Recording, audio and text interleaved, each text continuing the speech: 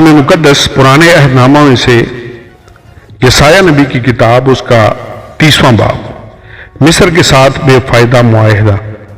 خدا فرماتا ہے، ان باغی لڑکوں پر افسوس جو ایسی تدبیریں کرتے ہیں جو میری طرف سے نہیں، اور عہد و پیمان کرتے ہیں جو میری روح کی ہدایت کے نہیں، تاکہ گناہ پر گناہ کریں۔ وہ مجھ سے پوچھے بغیر مصر کو جاتے ہیں تاکہ فرعون کے پاس پناہ لیں اور مصر کے سایہ میں امن سے رہیں۔ لیکن فرعون کی حمایت تمہارے لیے خجالت ہوگی، اور مصر کے سایہ میں پناہ لینا تمہارے واسطے رسوائی ہوگا، کیونکہ اس کے سردار زوان میں ہیں اور اس کے ایلچی حنیس میں جا پہنچے۔ وہ اس قوم سے جو ان کو کچھ فائدہ نہ پہنچا سکے اور مدد و یاری نہیں بلکہ خجالت اور ملامت کا باعث ہو، شرمندہ ہوں گے۔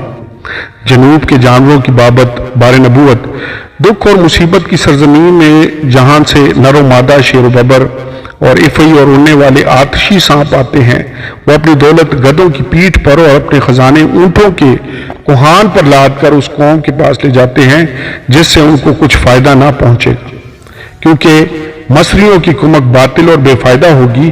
اسی سبب سے میں نے اسے رہب کیا جو سست بیٹھی ہے۔ نافرمان امت، اب جا کر ان کے سامنے اسے تختی پر لکھ اور کتاب میں قلم بند کر، تاکہ آئندہ عبدالآباد قائم رہے، کیونکہ یہ باغی لوگ اور جھوٹے فرزند ہیں جو خداوند کی شریعت کو سننے سے انکار کرتے ہیں، جو غیبینوں سے کہتے ہیں غیب بینی نہ کرو، اور نبیوں سے کہ ہم سچی نبوتیں ظاہر نہ کرو، ہم کو خوشگوار باتیں سناؤ اور ہم سے جھوٹی نبوت کرو۔ راہ سے باہر جاؤ، راستہ سے برگشتہ ہو، اور اسرائیل کے قدوس کو ہمارے درمیان سے موقوف کرو۔ پس اسرائیل کا قدوس یوں فرماتا ہے، چونکہ تم اس کلام کو حقیر جانتے اور ظلم کی کجروی پر بھروسہ رکھتے اور اسی پر قائم ہو، اس لیے یہ بدکرداری تمہارے لیے ایسی ہوگی جیسی پھٹی ہوئی دیوار جو گرا چاہتی ہے، اونچی ابری ہوئی دیوار جس کا گرنا ناگہان ایک دم میں ہو۔ وہ اسے کمہار کے برتن کی طرح توڑ ڈالے گا، اسے بے دریغ چکنا چور کرے گا، چنانچہ اس کے ٹکڑوں میں ایک ٹھیکرا بھی نہ ملے گا جس میں چولہے پر سے آگ اٹھائی جائے یا حوض سے پانی لیا جائے۔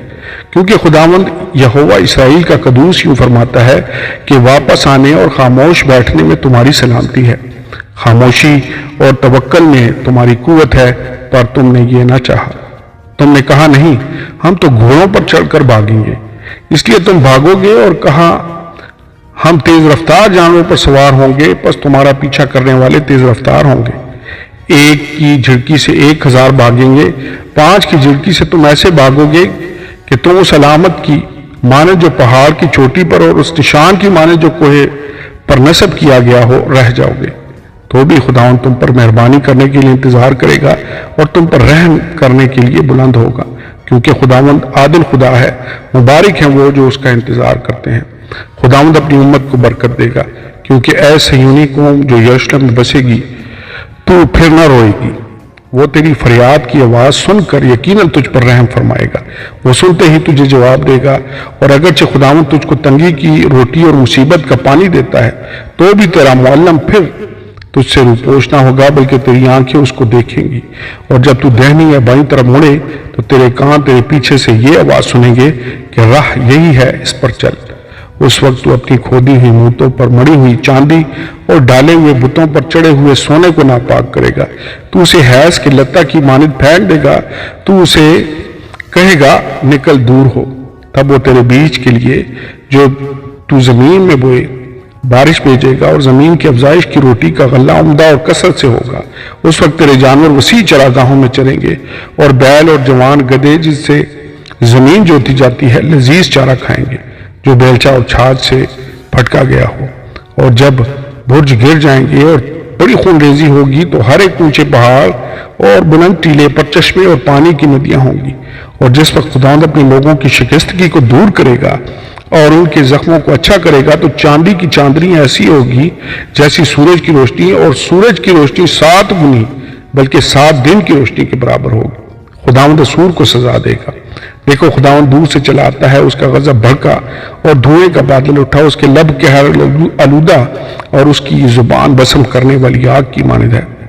اس کا دم ندی کے سیلاب کی مانند ہے جو گردن تک پہنچ جائے۔ وہ قوموں کو ہلاکت کے چھاج میں پھٹکے گا اور لوگوں کے جبڑوں میں لگام ڈالے گا تاکہ ان کو گمراہ کرے۔ تب تم گیت گاؤ گے جیسے اس رات گاتے ہو جب مقدس عید مناتے ہو، اور دل کی ایسی خوشی ہوگی جیسی اس شخص کی جو بانسری کے لیے ہوئے خراماں ہو کر خداوند کے پہاڑ میں اسرائیل کی چٹان کے پاس جائے، کیونکہ خداوند اپنی جلالی آواز سنائے گا اور اپنے قہر کی شدت اور آتش سوزان کے شعلے اور سیلاب اور آندھی اور اولوں کے ساتھ اپنا بازو نیچے لائے گا۔ ہاں، خداوند کی آواز ہی سے اسور تباہ ہو جائے گا، وہ اسے لٹ سے مارے گا، اور اس قضاء کے لٹ کی ہر ایک ضرب جو خداوند پر لگائے گا دف اور بربت کے ساتھ ہوگی۔ وہ اسے سخت لڑائی لڑے گا کیونکہ طوفت مدت سے تیار کیا گیا۔ ہاں، وہ بادشاہ کے لیے گہرا اور وسیع بنایا گیا ہے، اس کا ڈھیر آگ اور بہت سا ایندھن ہے، اور خداوند کی گندک کے سیلاب کی مانند اس کو سلگاتی ہے۔ آمین اور آمین۔